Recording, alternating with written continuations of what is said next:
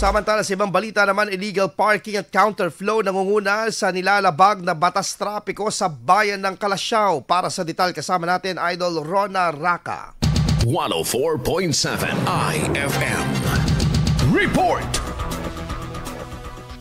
Bukod sa kaliwat ka ng road construction na nakakaapekto umano sa daloy ng trapiko sa kaban ng Calasiao Junction, ilang mga paglabag din sa batas trapiko ang nagdudulot ng mas mabigat na daloy ng trapiko sa lugar.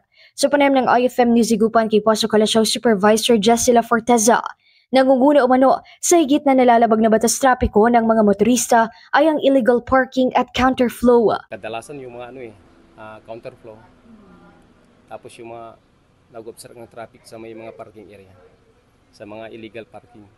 Yan po.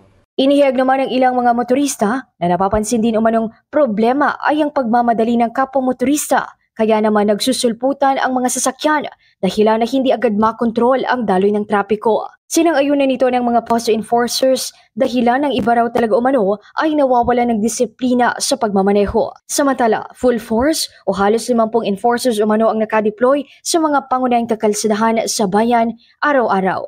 Mula rito sa IFM Dagupan, ito si Idol Rona Raka, Tatak, IFM. IFM News. IFM News. IFM News.